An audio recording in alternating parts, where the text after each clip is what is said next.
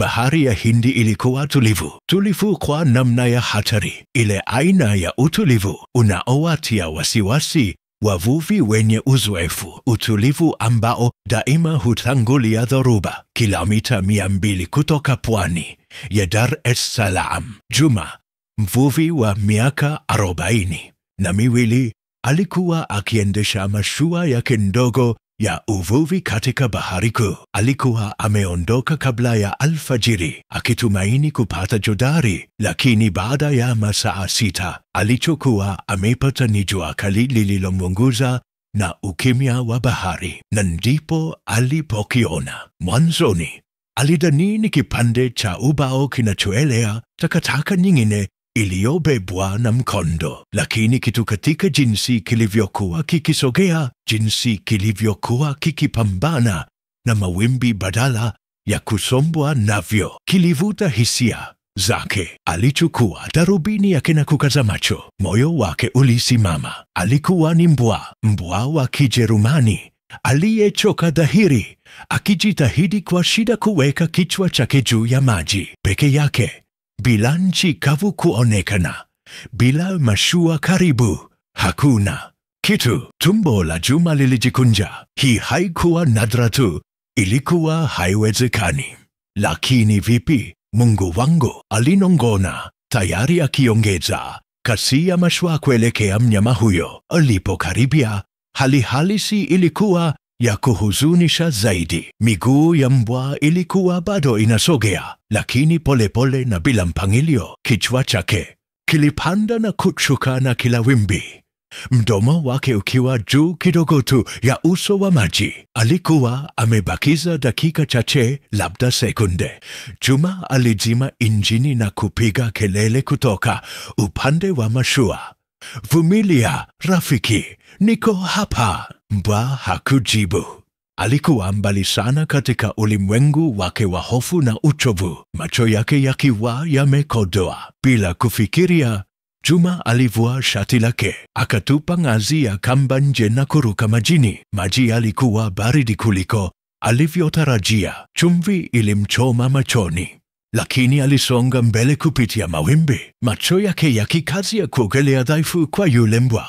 Alipomfikia hatimaye, miguu ya mbwa ililegea. Mwili wake ulianguka mikononi mwa Juma kama mzigo mzito. Juma alimshika kwa mkono mmoja na kuogelea kwa nguvu, na mwingine akimvuta mbwa kurudi kwenye mashua. Alipofika kwenye ngazi, Juma alimsukuma kutoka chini, huku mnyama kwa silika akijishikilia kwa miguu yake ya mbele na kufanikiwa kupanda. Akaanguka kwenye sitaha akitetemeka. Juma alipanda mara tu baada yake, akihema. Alipiga magoti kando ya mnyama, akimfuta maji usoni kwa upole. Kifua cha mbwa kilikuwa kikipanda na kushuka kwa shida. Manyoya yake yalikuwa yameloa na kujikunja kwa chumvi. Makucha yake yalikuwa yamechubuka hadi nyama. Kupumua kwake kulikuwa dhaifu lakini thabiti. "Uko hai?" Juma alinong'ona. "Shujaa wa ajabu, mzuri, uko hai." Alimfunika mbwa kwenye turubai kavu na kuchukua chupa ya maji baridi. Yule mbwa hakusogea. Juma alikaa kando yake, moyo wake ukidunda kwa kasi, akiwa ameloa na kutetemeka, si kwa baridi, bali kwa mshtuko wa kile alichokuwa amekipitia. Aliangalia pande zote, pulsi isiyo na mwisho ya bahari pande zote. "Ulikuwa unafanya nini huku, kijana?" aliuliza kwa sauti ya chini. Mbwa hakujibu, lakini ndani ya macho yake ya kahawia kitu kiling'aa. Haikuwa hofu wala maumivu, ilikuwa kitu kingine, nia ya kimya isiyovunjika ya kuishi. Juma alikaza turubai lililoloa kuzunguka yule mbwa wa Kijerumani na kuelekeza mashua kuelekea bandari ndogo ya uvuvi iliyo karibu na kijiji chake. Ilikuwa karibu saa 2 za safari. Jua lilikuwa limeshabadilisha mkao, likitupa mwangaza wa dhahabu juu ya mawimbi. Lakini mbwa hakuinua kichwa. Alilala tu pale akitetemeka. Kila baada ya dakika chache, Juma alimtazama bado anapumua, bado lakini maswali hayakuacha. Bila kola, bila kamba, bila koti la kuokoa maisha, bila chipu, hakuna. Kitu pekee alichokuwa nacho mbwa huyo ni ngozi iliyochubuka kwenye makucha yake ya mbele, kana kwamba alikuwa ameogelea kwa masaa labda zaidi.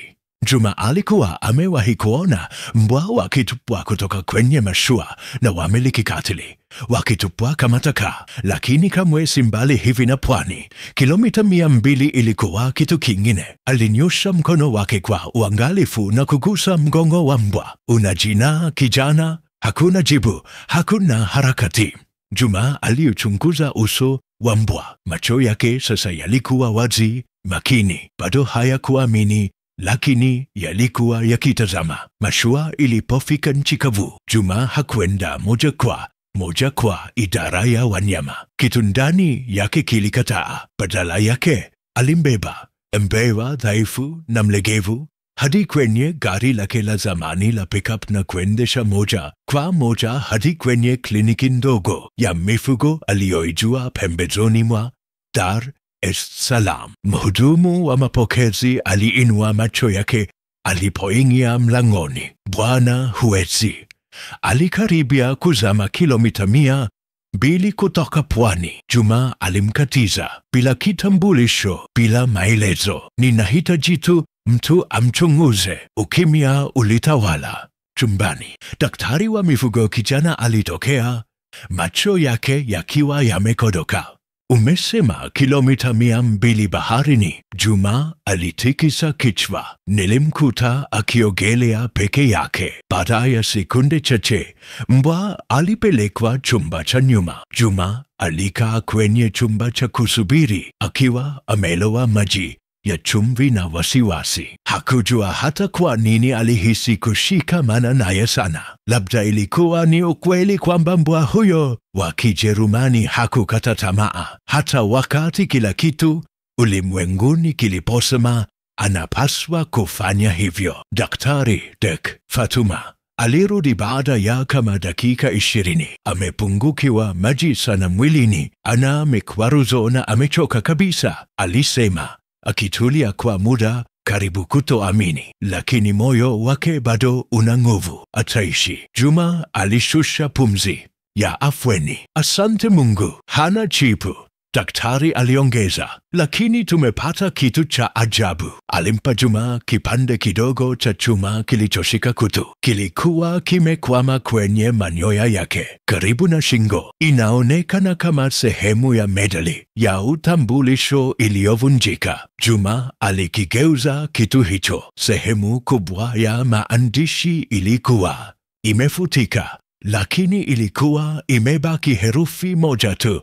A. Hakuna nambari, hakuna jina. A pekee. Usiku huo Juma alimpeleka Mewa nyumbani. Nyumba yake ilikuwa rahisi, kibanda cha chumba kimoja karibu na maji, na rangi iliyokuwa ikibanduka na gati la zamani nyuma. Alimlaza mbwa juu ya blanketi lililokunjwa na kuweka bakuli la maji karibu. Mbwa bado hakula, lakini macho yake yalimfuata Juma kwa umakini wa kimya. Kabla ya kulala, Juma alikaa chini kwa miguu iliyoviringishwa kando yake na kunong'ona. Umenusurika kitu ambacho hakuna mbwa anayepaswa kukivumilia. Sijui jinsi gani au kwa nini, lakini nakuahidi sitakuacha.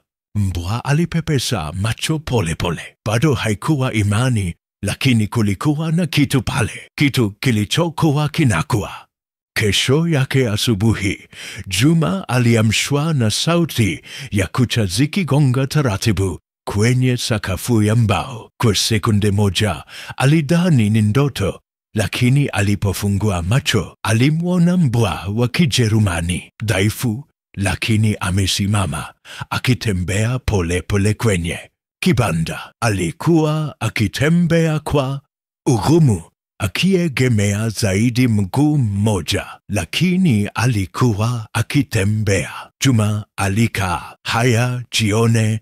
Mbwa hakutingisha mkia, hakujibu kwa furaha kama mbwa wengine.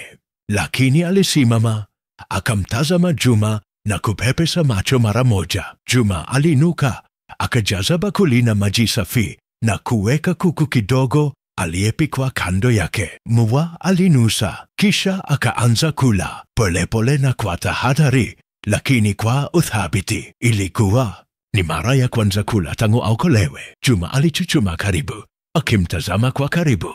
Wewe si mwerevu tu, alinong'ona, umefunzwa. Nahisi. Kulikuwa na utulivu katika miondoko ya mbwa, kitu cha makusudi. Hakushtushwa na kelele za ghafla, hakuomba chakula, hakubweka wala kulia. Alikuwa akitazama tu, akipima kama askari anayechunguza uwanja mpya wa vita. Juma, mpiga mbizi wa zamani wa uokoaji wa jeshi la majini, alikuwa ameona tabia hii kwa mbwa wa kazi. Baada ya kiamsha kinywa, Juma alikwenda kwenye gati. Upepo wa chumvi ulivuma kutoka baharini, ukileta kumbukumbu. Alisikia hatua za taratibu nyuma yake. Mbwa alikuwa amemfuata. Alisimama kando ya Juma, akitazama maji ambapo karibu afe. Umeona mambo mengi, sivyo? Juma alisema bila kumtazama. Mbwa hakusogea. Baadaye siku hiyo, Juma alimpigia simu rafiki yake, mkufunzi wa zamani wa mbwa wa Seychelles anayeitwa Hassan, ambaye sasa alifanya kazi katika kituo cha mafunzo cha kibinafsi. Nataka umjue mtu, Juma alisema. Kuna kitu cha ajabu, au labda sahihi kabisa, lakini nadhani mbwa huyu amefunzwa. Hassan alifika alasiri hiyo. Mwanamume mrefu mwenye macho makini aliingia kwenye kibanda na kuchuchumaa bila kusema neno. Mbwa alisimama kimya, masikio yake yakiwa yameinuka kidogo, lakini bila kuonyesha uchokozi. Hassan alimtazama kwa makini. Alisema kwa utulivu. Mbwa hakusogea. Lala. Hakuna. Lakini kisha Hassan alifanya ishara ya siri. Alinyosha vidole viwili, kiganja kikiangalia chini na kuvishusha kwa mduara mdogo. Mbwa alilala mara moja, mkia wake ukiwa umejikunja kidogo. Macho yake yalikuwa yamemkazia Hassan. Macho ya Juma yalipanuka. Hiyo ilikuwa nini? Ishara ya kimya. Hassan alijibu, inatumika katika operesheni za kimkakati. Yeyote aliyemfunza alimfunza kwa jambo kubwa. Hassan aliinuka na kumtazama Juma. Hukuokoa mbwa wa mitaani, ulimtoa mbwa wa kazi baharini. Juma alimtazama.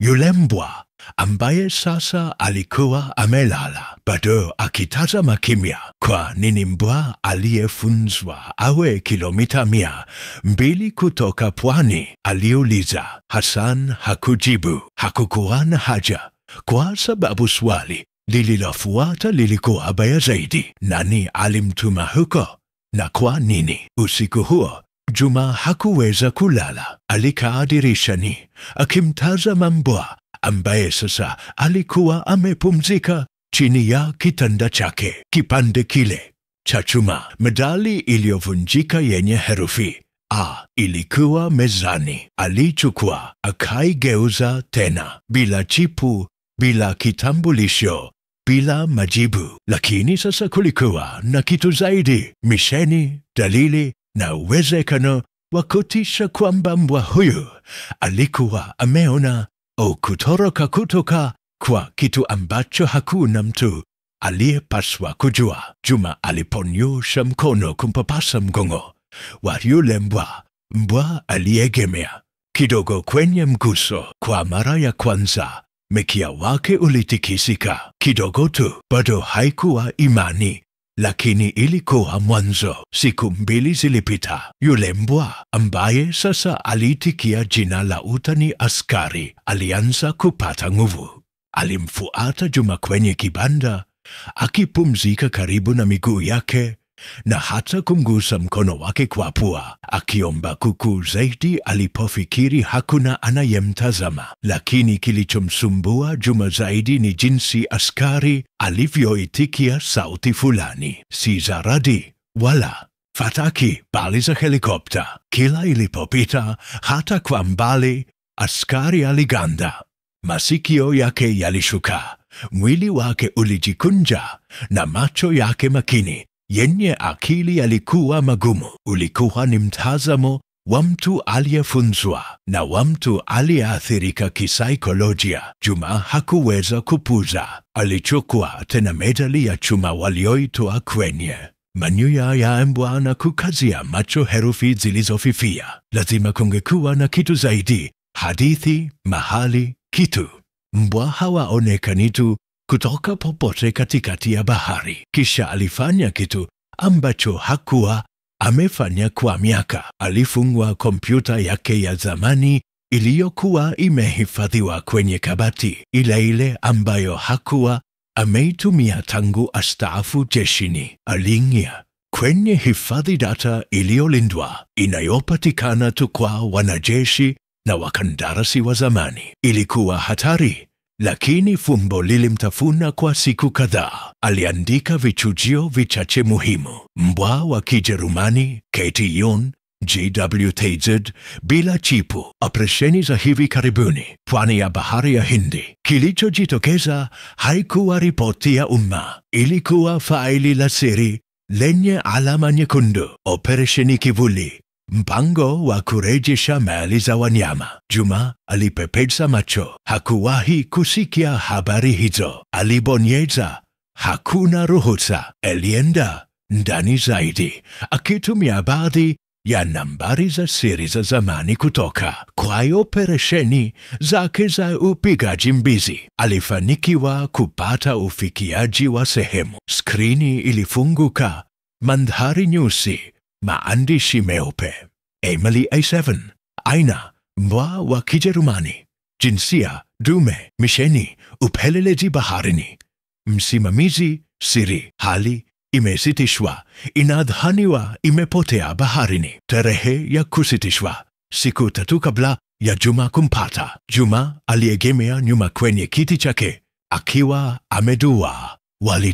Walijua askari alikuwa huko nje, na walimweka alama kama aliyepotea, si aliyeokolewa. Faili halikuwa na maelezo kuhusu nani aliyemfunza kwa nini alitumwa baharini, lakini ilikuwa wazi: askari alikuwa sehemu ya kitu cha siri kilichozikwa, na mtu fulani hakutaka apatikane. Ukweli unapofichuka, mara nyingi huleta hatari. Ikiwa unapenda hadithi za mafumbo na ujasiri, usisahau kujiandikisha kwenye chaneli yetu ili usikose mwendelezo.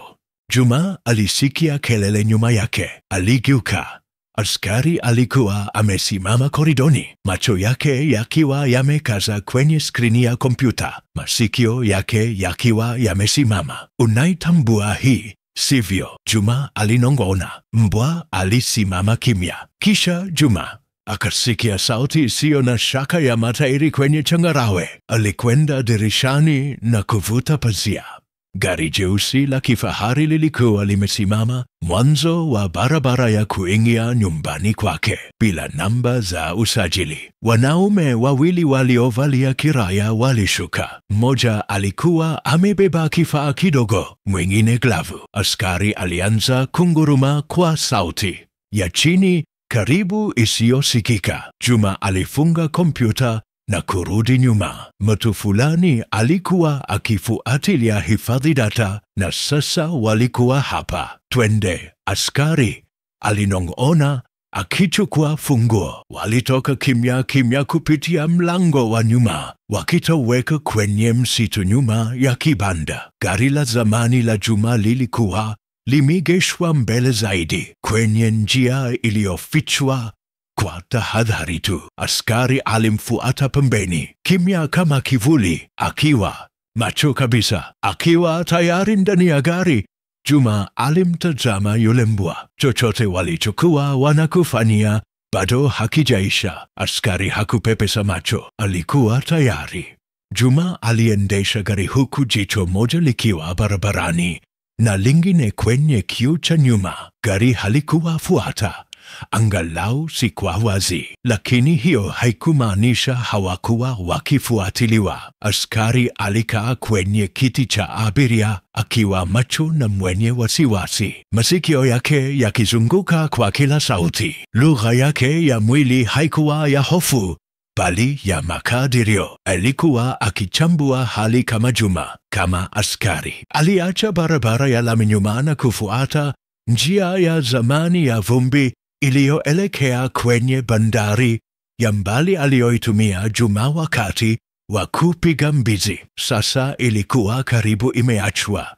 Ni gati chache tu zilizosahaulika na ghala la kutu, lakini ndio ilikuwa wazo. Uliegesha lori kwenye vivuli na kuzima injini. Tutalala hapa usiku, alisema kwa sauti ya chini. Askari hakusogea, lakini kupumua kwake kulikuwa kumepungua. Alikuwa akiokoa nguvu, akisubiri. Ndani ya ghala, Juma alitandaza mablanketi na kufunga mlango uliokuwa ukilia nyuma yao. Hewa ilikuwa na harufu ya chumvi na mafuta ya zamani. Askari alinusa kila kona kabla ya kukaa karibu na mlango, akilinda, daima akilinda. Juma alikaa kando yake na hatimaye akauliza swali lililomsumbua tangu alipuna faili. Walikuwa wanakutumia kwa nini? Kijana hakutarajia jibu, lakini aliendelea kuongea. Nimeona mbwa kama wewe,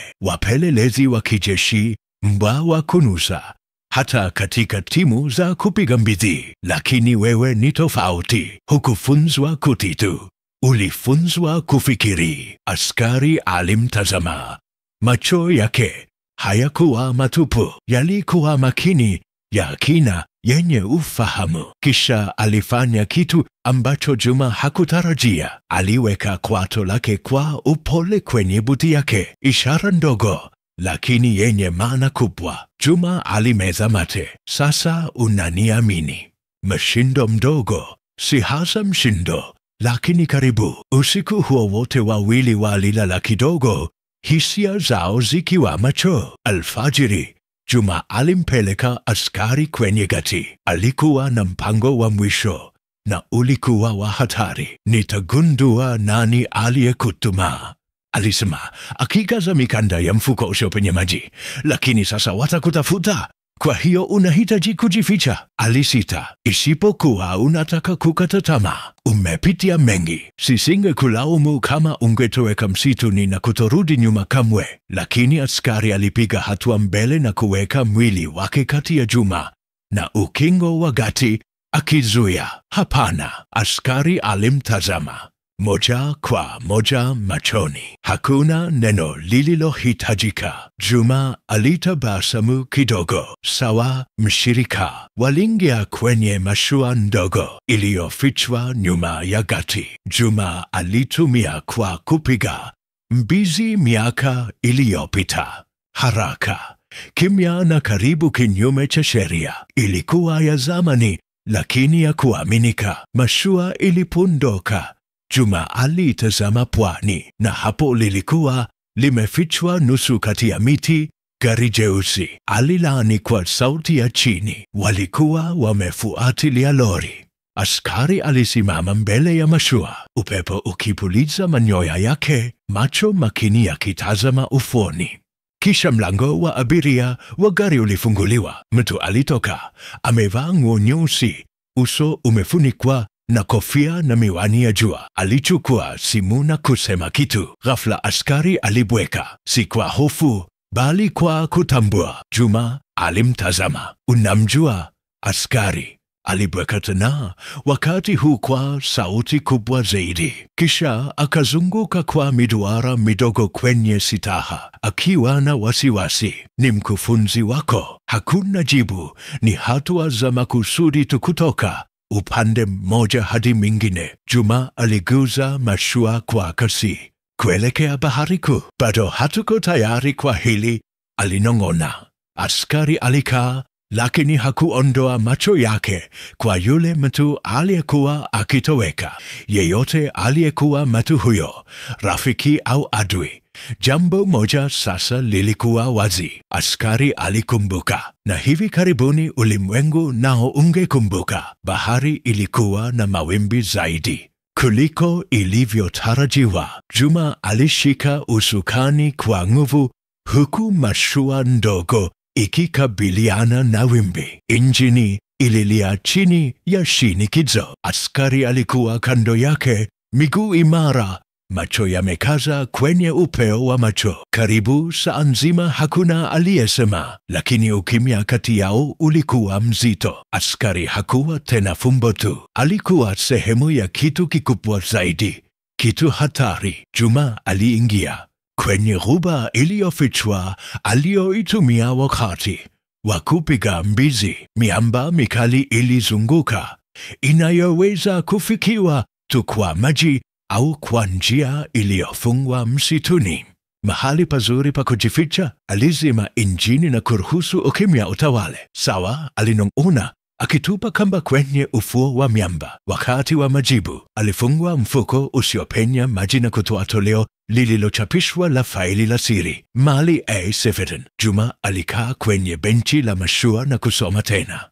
Hakuna majina, hakuna maeneo, ni maneno ya kimkakati tu. Muhtasari uliosimbwa wa misheni na maandishi ya mwisho ya kutisha. Imeondolewa kutokana na kuhatarishwa. Imeondolewa, walikusudia kumuua. Na bado askari alinusurika, si kwa bahati, bali kwa nia, kwa silika, kwa kukataa kuzama. Juma aliingiza mkono wake tena kwenye mfuko na kutoa medali iliyovunjika walioipata imekwama kwenye manyoya. Bado ilikuwa imejaa chumvi na herufi A ikionekana kwa shida. Askari, Juma alinong'ona, ndivyo walivyokuita au ndivyo ulivyokuwa? Mbwa alimtazama, si kwa macho matupu wala kama mnyama wa kufugwa, bali kama kitu zaidi, kama mashirika. Ghafla askari aliinuka na kutembea mbele ya mashua. Masikio yake yalisimama, si kwa hofu bali kwa tahadhari. Juma alifuata macho yake. Kwa mbali, helikopta nyeusi, kimya na haraka. Walitupata je tena? Askari alitoa mlio mdogo, kisha akaruka kutoka kwenye mashua hadi kwenye miamba na kukimbia kuelekea kwenye ufa mwambani ambapo kulikuwa na njia nyembamba iliyopanda. Bila kufikiria, Juma alimfuata. Juu ya njia, walijificha nyuma ya mwamba. Helikopta ilisimama kwa muda, kisha ikashuka mita 100 chache mbali. Milango ilifunguliwa. Watu 4 waliovalia nguo nyeusi walitoka, kofia za chuma, miwani. Hakuna alama. Lakini mtu wa 5 alikuwa tofauti. Bila kinyago, bila kofia. Ni uso tu uliozika na mkao wa utulivu. Askari aliganda. Juma alimtazama. Unamjua sivyo? Mkia wa mbwa ulishuka, macho yake yakiwa yamekaza kwa yule mtu. Nafikiri nimempata mkufunzi wako. Mtu huyo alikagua eneo, kisha akatoa kitu mfukoni, kifaa kidogo. Alibonyeza kitufe. Mtetemo mkali, karibu usiosikika na wanadamu, ulitetemeka hewani. Askari alijikunja, akayumba nyuma, akilia. Haya, nini kinaendelea? Juma alimshika manyoya, akijaribu kumtuliza. Askari alitikisa kichwa, miguu yake kwenye masikio. Maumivu, mchanganyiko. Juma alimtazama mtu huyo na kifaa. Wanajaribu kukupanga upya. Mkufunzi alinua mkono wake, akielekeza moja kwa moja kwenye mwamba. Hakuna neno, ishara tu. Sekunde chache baadaye, watu 2 wenye silaha walianza kupanda njia. Juma alishika kamba ya askari. Tunaondoka hapa sasa hivi. Lakini askari hakusogea. Alimtazama Juma akiwa amegawanyika. Kitu ndani yake bado kilikuwa kikijibu ishara, amri za zamani, uhusiano wa zamani. Najua inauma, Juma alisema kwa sauti ya wasiwasi. Lakini sasa wewe ndiye unayechagua unataka kuwa nani, si wao. Sauti ilizidi kuwa kali. Askari alilia tena, akitetemeka, kisha akabweka. Mlio mmoja, Mkali uliorudiwa na miamba. Aligeuka, akaruka mbele na kuanza kukimbia, si chini ya njia, bali kuelekea helikopta. Subiri, askari! Juma alipiga kelele, lakini alielewa. Askari hakurudi kwao. Alikuwa akikimbia kumaliza jambo hilo. Juma alimfuata, adrenalini ikitawala mwili wake. Alikaa mbali, moyo wake ukidunda. Askari alifika kwenye uwanja wazi wakati tu wanaume wawili wenye silaha walipogeuka kumzuia. Hakusita, alimrukia mguu wa mmoja wao, akimwangusha. Wa pili alitoa bunduki, lakini Juma alimshambulia kutoka nyuma, akisukumwa na adrenalini. Bunduki ilianguka chini, mtu mmoja chini, mwingine bila silaha. Mkufunzi alipiga hatua mbele na hatimaye akasema, "Simama, A7." Askari aliganda. Sauti ilikuwa ya kawaida, iligusa kitu kilichozikwa ndani yake. "Rudi, misheni bado haijaisha." Juma alisimama kati yao. "Sasa imeisha." Mkufunzi alimchunguza. "Unafikiri unaweza kumlinda? Yeye si mbwa tu, ni chombo cha siri chenye mambo yasiyomalizika." Juma alinua sauti yake. "Yeye si chombo, ni mnusurika, naye amefanya chaguo lake." Askari alisimama kando ya Juma, akamtazama mkufunzi wake. Wa zamani na kunguruma. Haikuwa hasira, ilikuwa mwisho. Injini ya helikopta ilinguruma. Mmoja wa watu wenye silaha alipiga kelele kitu kisichoeleweka, na kikundi kikaanza kurudi nyuma. Mkufunzi alisita kwa muda mwingine, macho yake yakiwa yamekaza kwa Juma. "Unafanya kosa," alisema. Juma alitikisa kichwa. "Labda, lakini sasa ni kosa letu." Helikopta ilipaa, upepo ukipita kwenye uwanja wazi. Ilipotoweka angani, Juma alimtazama askari. Mbwa alikuwa akitetemeka, lakini wakati huu si kwa maumivu, ilikuwa ni afueni. Alikuwa huru. Walirudi kwenye mashua kimya. Jua lilipozama kwenye upeo wa macho, Juma alimfunika askari kwa taulo na kuegemea kwenye sitaha. "Wewe si A7 tena," alisema kwa sauti ya chini. "Sasa wewe ni askari, na wakati huu hakuna atakayekupa jina isipokuwa wewe mwenyewe." Mbwa aliweka kichwa chake kwenye mapaja ya Juma na kwa mara ya kwanza alifunga macho yake, si kwa uchovu, bali kwa sababu hatimaye alikuwa salama. Wiki moja ilipita tangu mapigano kwenye mwamba. Bahari ilikuwa tulivu tena, anga safi na mwanga wa jua la masika. Na pembezoni mwa mji wa pwani wa utulivu nchini Tanzania, kibanda cha kawaida kando ya ghuba kilikuwa kimekuwa kitu ambacho hakikuwa kwa muda mrefu. Nyumba. Askari alikuwa amelala kwenye veranda, kichwa chake kwenye miguu yake na macho yakiwa yamefumba nusu. Upepo wa joto ulikuwa ukileta harufu ya chumvi na yasmini. Mwili wake ulikuwa ukianza kuimarika tena, ukiwa umetulia zaidi. Majeraha kwenye miguu yake yalikuwa yakipona, lakini muhimu zaidi, wasiwasi machoni pake ulikuwa umetoweka. Vita nyuma ya macho vilikuwa vimenyamazishwa. Juma alitoka kwenye kibanda akiwa na bakuli la kuku wa kuchoma na wali. "Afadhali uwe na njaa, hiki ni kitamu." Masikio ya askari yalisimama. Alinuka, akajinyosha polepole na kumwendea Juma bila kusita, bila hofu. Alikula kimya kimya, mkia wake ukitingika polepole. Alipomaliza, alikaa kando ya Juma akitazama mawimbi yakipiga ufukweni kwa upole. Juma alishusha pumzi ndefu. Bado hakujua ni nani hasa watu wa helikopta walikuwa wakimfanyia kazi. Tangu siku hiyo hakuwa amepata habari yoyote. Labda walikuwa wameendelea na mambo yao, labda bado walikuwa wakitazama, lakini ukimya haukuonekana kama tishio. Ilionekana kama kukubali. "Inaonekana wamekata tamaa," alisema. "Nafikiri wamegundua Kuwa tayari uko nyumbani. Askari alipepesa macho polepole, mwili wake ukinama kwenye mguu wa Juma. Baadaye alasiri hiyo walienda mjini. Duka dogo la wanyama kwenye barabara kuu lilikuwa limeandaa kitu maalum. Mmiliki, Mama Linda, aliwapokea kwa tabasamu. Lazima wewe ni askari, alisema akichuchuma ili awe sawa naye. Umekuwa maarufu hapa. Askari alinusa mkono wake na kutikisa mkia wake kwa heshima. Alinua kola ya ngozi ya kahawia iliyochorwa kwa dhahabu. Mbele kulikuwa na neno moja tu, askari. Juma alichukua kwa heshima na kupiga magoti ili kumvalisha mbwa kwa uangalifu. Tayari, alisema kwa sauti ya chini. Jina lako halisi, bila nambari, bila msimbo, wewe tu. Kituo kilichofuata kilikuwa ufukweni, si bahari kuu alikokaribia kuzama, bali eneo tulivu la mchanga na mawimbi madogo na sauti ya vicheko vya watoto hewani. Askari alikanyaga makangani.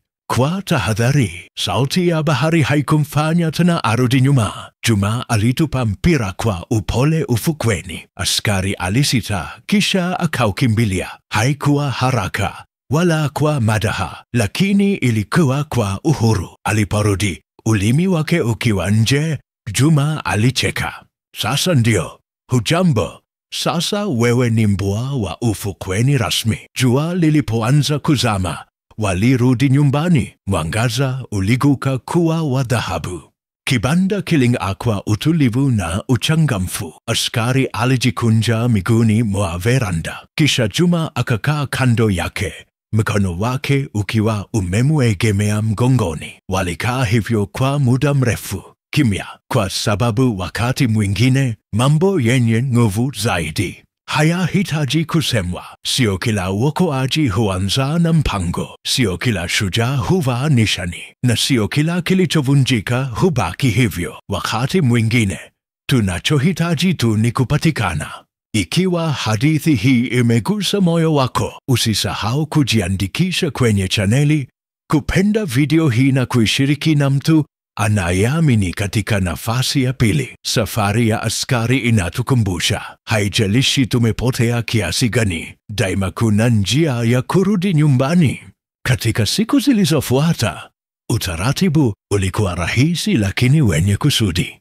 Juma aliamka mapema, akitayarisha kahawa huku askari akitazama kupitia dirisha, makini na ulimwengu ambao sasa ulikuwa wake. Wakati mwingine walitembea hadi kwenye gati ambapo wavuvi wa eneo hilo waliwasalimu kwa uzoefu. Askari bado alikuwa mwangalifu na wageni, lakini ujasiri wake ulikuwa ukiongezeka kila siku. Asubuhi moja Juma alimpeleka kwenye bustani ya jiji. Watoto walikuwa wakirusha kishada, wazee walikuwa wakizungumza kwenye mabenchi kwenye kivuli, na hewa ilikuwa imejaa uhai.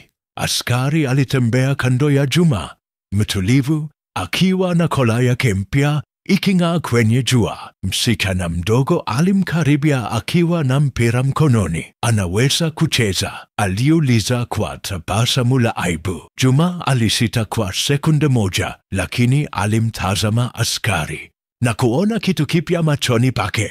Udadisi, si hofu. Bila shaka, alijibu, kama anataka. Msichana alitupa mpira kwa uangalifu. Askari alitazama, kisha akaukimbilia, kana kwamba alikuwa amezoea kufanya hivyo. Vicheko vilisikika pande zote. Ilikuwa kana kwamba wakati huo makovu yote yalionekana na yasionekana yalikuwa yakipotea hatimaye. Usiku huo Juma alikaa mezani, akiwa na daftari la zamani mbele yake. Aliandika kwa utulivu, karibu kama sala. Askari amepata kitu ambacho hakuwahi kuwa nacho: amani.